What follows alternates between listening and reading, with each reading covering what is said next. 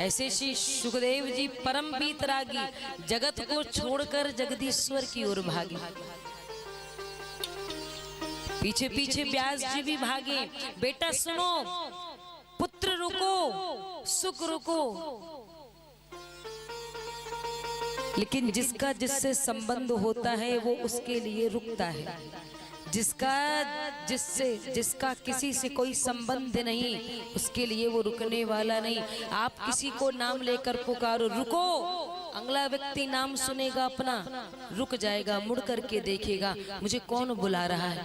लेकिन जिसे संसार से कोई संबंध ही नहीं उसे आप कितना भी पुकारते रहो, वो कभी देखने वाला नहीं, आपकी ओर आने वाला नहीं, क्योंकि जो उसका मार्ग है वो बदल चुका है। आप आ रहे हो पीछे के लिए, यानी हमारा और आपका जो चलना है, हमारी और आपकी जो गति है वो कैसी है?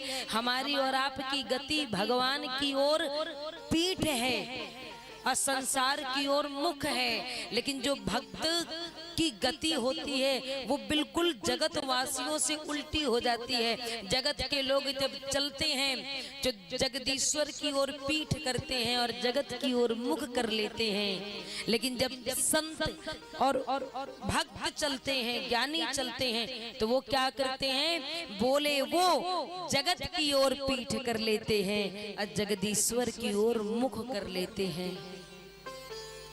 बड़ा सुंदर सिद्धांत इस कथा से मिलता है कि दुनिया वालों की ओर पीठ हो जाए तो हो जाए, कोई बात नहीं, लेकिन भगवान से कभी मुख फेरना नहीं चाहिए, भगवान को कभी पीठ नहीं दिखानी चाहिए। भगवान भोलेनाथ जब हिमाचल राज के यहाँ पार्वती मैया से विवाह करने के लिए बैल में बैठे, अपने नंदिया में बैठे, तो कैसे बैठे?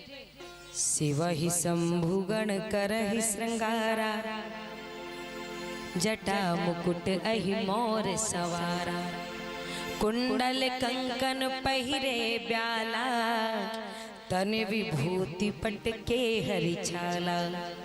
कैसे बैठे? बोले श्रृंगार भी बिल्कुल उल्टा फुल्टा, अशोभनीय। और जब नंदिया पर भोलेनाथ बैठे तो कैसे बैठे? बोले भैया आगे की ओर मुख होता है, पीछे की ओर पीठ होती है, मतलब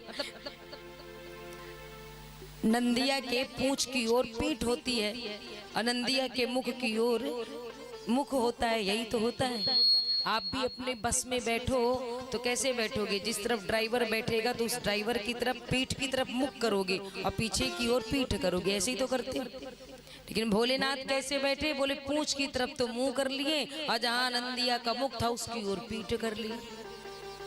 किसी ने बोला बाबा आपने श्रृंगार उल्टा किया, चलो चल गया, कोई बात नहीं, लेकिन केवल से केवल बैठते तो ढंग से बैठते। किसी के दरवाजे, किसी के गांव बारात लेकर जा रहे हो, केवल से केवल अपनी हंसी तो मत कराओ, ये उल्टा होकर क्यों बैठे हो? तो भोलेनाथ बड़ा सुंदर उत्तर देते हैं। भोलेनाथ कहते हैं मेरे पीछे कौन आ रहे हैं? मेरे पीछे कौन आ रहे हैं? मेरे नंदिया के पीछे कौन चल रहे हैं? बोले विष्णु भगवान चल रहे हैं। बोले मैं कौन हूँ? हर हर महादेव, शंकर भगवान है हर, और भगवान नारायण है श्रीमन नारायण नारायण हरि हरि। भगवान नारायण है हरि और शंकर भगवान है हर।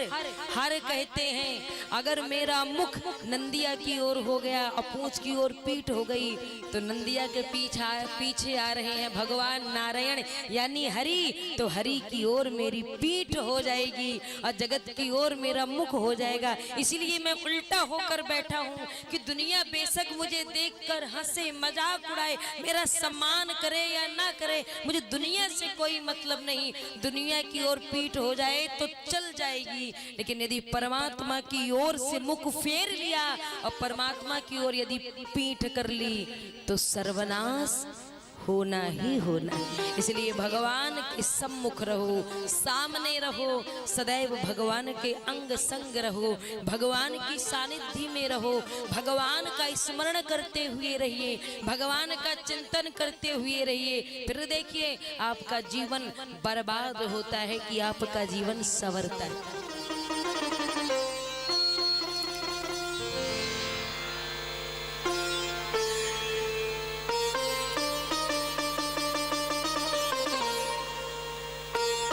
अब मैं बताऊं कल कथा का विश्राम कहाँ हुआ था, अगर आपका हो तो।